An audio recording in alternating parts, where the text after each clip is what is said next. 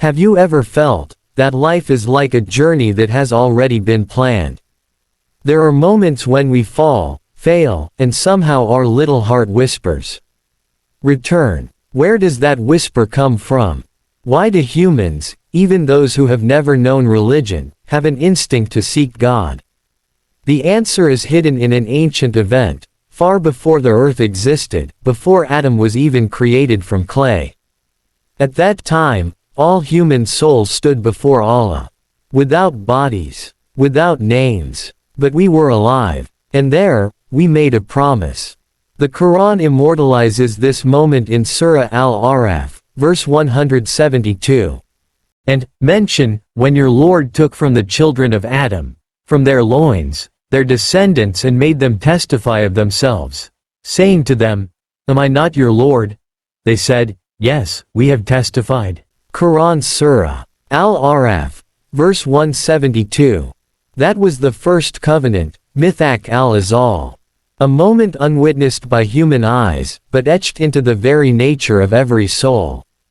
In the Tafsir of Ibn Kathir, it is mentioned, Allah brought forth all the descendants of Adam from his back on a plain called Naman, near Arafah.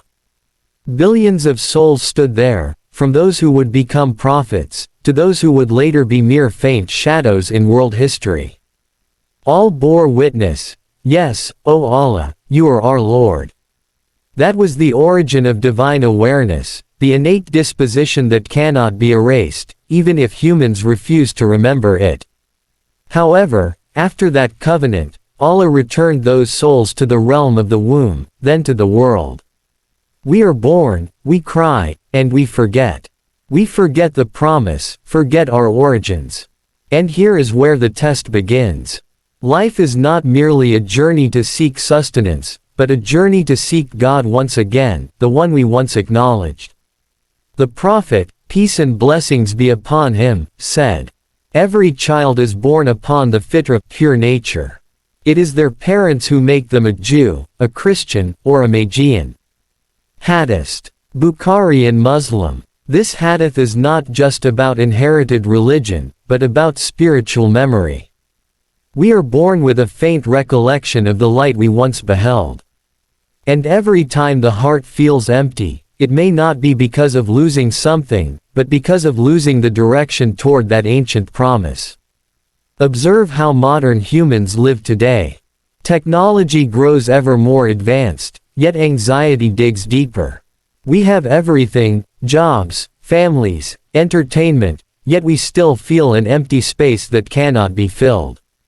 That is the space where the promise was once uttered. Sometimes it emerges in a midnight prayer. Sometimes through a great loss that makes us prostrate again. Sometimes through a child's innocent question, "Daddy, who created us?"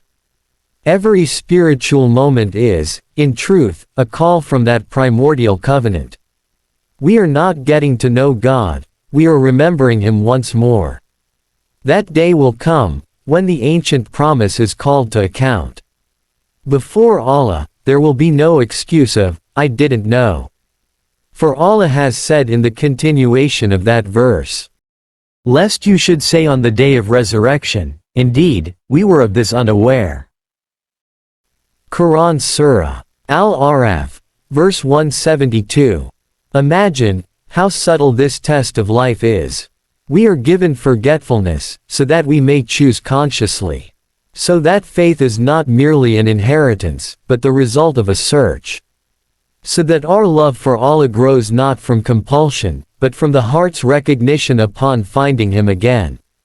So when you feel life has no direction, remember, you are not without purpose. You are treading the path back toward that ancient promise. Work with the right intention. Nurture your family with love. And do not let the world make you forget who you once bore witness to as your Lord.